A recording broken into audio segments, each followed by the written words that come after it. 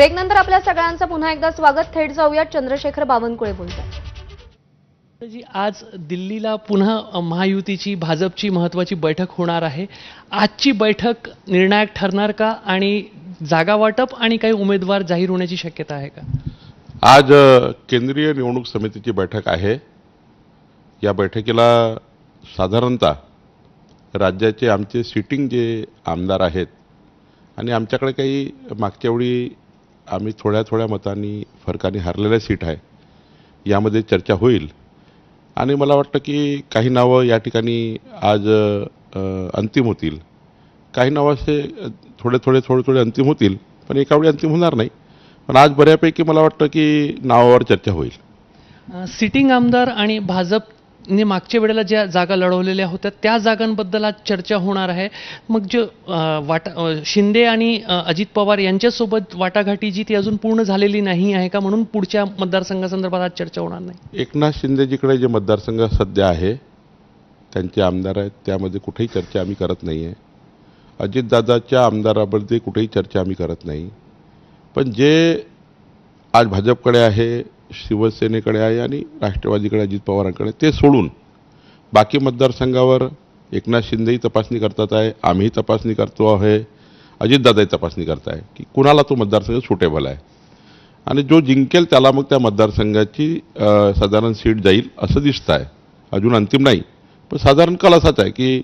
आणि आम्ही जे साधारण भाजपाची भूमिका जे बघितली किंवा एकनाथजीची किंवा अजितदादाची भूमिका आम्ही आत्तापर्यंत बघितली, त्यामध्ये असाच सर्वांचा सूर आहे किंवा असंच एकमत आहे की ज्या ठिकाणी जो जिंकू शकेल, ज्यांचं प्राबल्य आहे अनेक वर्षापासून, एखादा उमेदवार आमच्याकडे नाही आहे, आमची सीट आहे पण एकनाथ शिंदेकडे आहे, एखादा एकनाथ शिंदेकडे सीट आहे पण आमचा उमेदवार स्ट्रॉंग आहे, त्या ठिकाणी आम्ही असं चर्चा करतो आहे. त्यामुळे काही जागावर चर्चा आज होणार नाही, पण मात्र ज्या ठिकाणी भारतीय जनता पार्टी मजबूतीने लढू शकतं त्या ठिकाणी मात्र चर्चा होईल.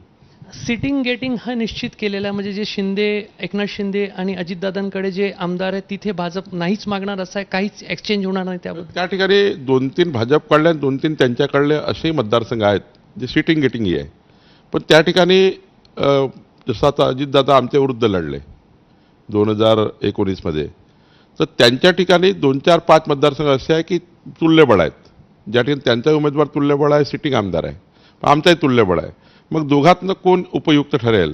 दोघातनं कोण? दोघेही उमेदवार फार म्हणजे स्ट्रॉंग आहेत. पण त्या ठिकाणी मग 1% किंवा 2% जरी भाजपासमोर असेल किंवा ते समोर असतील, त्या ठिकाणी मात्र विचार होणार आहे. जे भाजपचे 105 सिटिंग आमदार आहेत त्याच्यामध्ये अँटी इन्क्युम्बन्सी काही आमदारांविरोधात स्ट्रॉंग असेल, नावं वगळले जाऊ शकतात? नाही, आता तर हा निर्णय, त्याचं संपूर्ण सर्वेक्षण केंद्रीय भाजपाने आपापल्या सर्वेमार्फत केला आहे. आता केंद्रीय भाजपकडे काय फीडबॅक आहे मला आज माहिती नाही. पण ज्या ठिकाणी खूपच अँटी इन्कम्बन्सी असेल, ज्या ठिकाणी निवडण्याची परिस्थितीच नसेल, त्या ठिकाणी सीट हरायची नाही आहे. त्यामुळे मला वाटतं की त्या ठिकाणी केंद्रीय निवडणूक समिती आहे, ती निर्णय करेल. आज भाजप आपल्या आमदारांबद्दलच्या सिटिंगबद्दलची चर्चा सगळी पूर्ण करणार आहे आपण असं म्हणताय. पण जे एकनाथ शिंदेंसोबतची जी वाटाघाटी आहे, एक अशी माहिती समोर येत आहे की अमित शहा काही दिवसांपूर्वी एकनाथ शिंदे यांना असे म्हणालेत की आम्ही तुम्हाला मुख्यमंत्रीपद दिला होता, फार महत्त्वाचं पद होता आणि आमच्या व्यक्तीने त्यासाठी त्याग केला होता. या वक्तव्याचा किंवा अमित शहा यांचा हा जो विधान आहे याचा काय नेमकं अर्थ आहे दोन पक्षांच्या वाटाघाटीमध्ये? नाही, याबद्दल अमितभाई एकनाथजीशी काय बोलले, अजितदादाशी काय बोलले याबद्दल मला माहिती नाही. पण एक गोष्ट खरीच आहे की मुख्यमंत्री पद जे असतं ते प्रचंड या राज्याचा प्रमुख असतं. शेवटी सरकार मुख्यमंत्र्याच्या नावानेच असतं, प्रधानमंत्र्याच्या नावाने देशाची सरकार असतं. त्यामुळे एकनाथ शिंदे सरकार आहे. तर एकनाथ शिंदेजीचा आमचाही आग्रह असतो नेहमी की एकनाथजींना की थोडं आम्ही आता आमचे एवढे आमदार आहे, एवढा मोठा पक्ष आहे, एवढा पक्ष सांभाळायला लागतो, एवढी संघटना सांभाळायला लागतं, 2 गोष्टी आम्हाला जास्त द्याव्या, 2 गोष्टी सरकारमधल्या जास्त आम्हाला भेटायला पाहिजे, काही समित्या भेटायला पाहिजे, काही महामंडळं भेटायला पाहिजे, काही थोडं आम्हाला संख्याबळानुसार आमच्या पाठीशी एकनाथ शिंदेने राहिलं पाहिजे, हे नेहमी आमची मागणी असते. अमितभाई काय बोलले मला माहिती नाही. पण भाजपचे कार्यकर्ते म्हणून तुम्हालाही वाटतं की भाजपने एक मोठा त्याग जो आहे या 2.5 वर्षाच्या सरकारमध्ये केला आहे? दोन्ही भाग आहे. एक भाग उद्धव ठाकरेंनी बेईमानी केली, विश्वासघात केला, सरकार त्यांचं आलं. मग एकनाथ शिंदेनी मोठं मन केलं, ते आमच्याकडे आले. अजितदादांनी त्या त्रासाला कंटाळून आमच्याकडे आले. त्यामुळं त्यांचाही त्याग आहे, आमचाही त्याग आहे. आता या त्यागाचा कुणाचा किती त्याग हे काही पॅरामीटर लावता येत नाही किंवा कॅल्क्युलेटरही लावता येत नाही.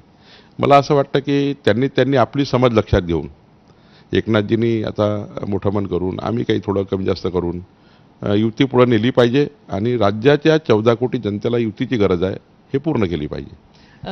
लोकसभा निवडणुकीच्या वेळेला वाटाघाटी होताना शिवसेनेने, एकनाथ शिंदेने काही जागांबद्दल खूप हट्ट धरला होता आणि अखेरीस भाजपला ती जागा त्यांना द्यावी लागली. तो जो एक पूर्वीचा अनुभव आहे तो गृहीत धरून लक्षात घेऊन भाजप आता सध्या किंवा भाजपचं नेतृत्व सध्या एकनाथ शिंदेंच्या समोर असं वक्तव्य करते, असा अर्थ काढायचा. नाही, त्यांना असं वाटतं की ते मुख्यमंत्री आहेत, त्यांनी जास्त जागा लढल्या पाहिजे, राज्याचा मुख्यमंत्री म्हणून माझं स्टेटस राहिलं पाहिजे, राज्याचा मुख्यमंत्री म्हणून त्यांनी काही आता माणसं जोडलेले आहेत.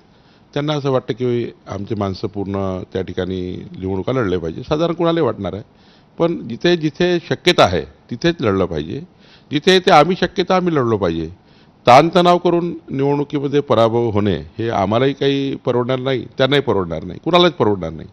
त्यामुळे महायुतीमध्ये आम्ही एकत्रित पद्धतीने सर्व जिंकण्याकरता लढलो पाहिजे, हाच फॉर्म्युला आहे. संख्या वाढवण्यासाठी मतदारसंघ घेऊ नये. नाही, संख्या वाढवण्यासाठी मतदारसंघ कोणीच घेऊ नये, ना आम्ही ना कुणी. त्याला उपयोग काय?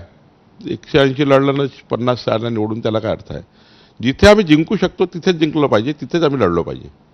काल भाजपचे माजी आमदार आहेत नागपूर जिल्ह्यातले मल्लिकार्जुन रेड्डी, त्यांनी काल सकाळी वक्तव्य केले होते. काही एका प्रकारे पक्षाच्या नेतृत्वाच्या संदर्भात त्यांनी काही प्रश्नचिन्ह उपस्थित केले होते. मित्र पक्षाला जागा जाहीर होत आहे म्हणून लगेच भाजपनं काल निर्णय घेतला आणि त्यांना 6 वर्षासाठी निलंबित केलेलं आहे.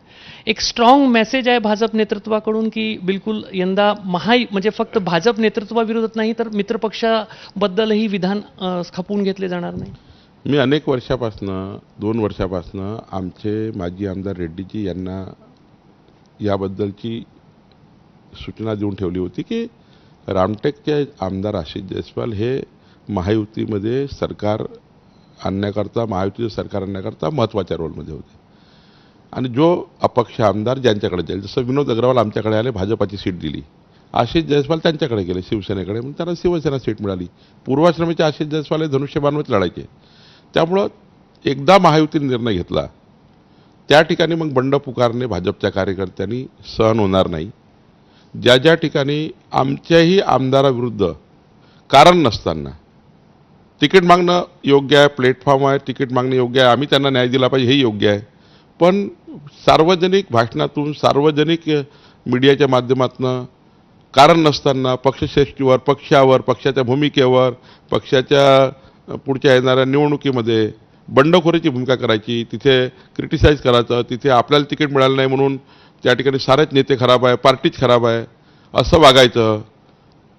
ज्याला नाही पटत त्यांनी, आमची म्हणणं नाही आहे की बाबा त्यांनी त्या ठिकाणी पक्षामध्ये राहिलंच पाहिजे, पण ज्यांना खऱ्या अर्थाने बोलायचं आहे त्यासाठी देवेंद्रजी बोलू शकतात, गडकरी साहेब आहे, मी आहे, प्लॅटफॉर्म आहे, सर्वच बोलतात ना. पण या ठिकाणी कोणी बंड पुकारत असेल, कोणी मीडियासमोर जाऊन किंवा सार्वजनिक वक्तव्य करत असेल तर भाजपाच्या मतदारसंघातही आणि भाजप नाही तिथे जे महायुतीचे मतदारसंघ आहे, कुणीही जरी अशा पद्धतीच्या सार्वजनिक पद्धतीने पक्षाला आणि नेत्यांना क्रिटिसाइज केलं किंवा पक्षाची बदनामी करण्याचा प्रयत्न केला किंवा त्या ठिकाणी उगीच कारण नसताना वातावरण खराब करण्याचा निर्णय घेतला तर पक्षात सर्वच ठिकाणी कारवाया होतील, पक्ष गंभीर कारवाया करतील आणि पक्ष 6 वर्ष त्यांना निलंबित केल्याशिवाय राहणार नाही. त्यामुळे कोणाचा त्याग किती असं मीटर लावता येणार नाही. एकनाथ शिंदेंनी मन मोठं करून युतीचा मार्ग पुढे न्यावा. आमचा पक्ष मोठा आहे त्यामुळे आम्हाला जास्त जागा मिळायला हव्यात अशी प्रतिक्रिया चंद्रशेखर बावनकुळे यांनी व्यक्त केली. आणि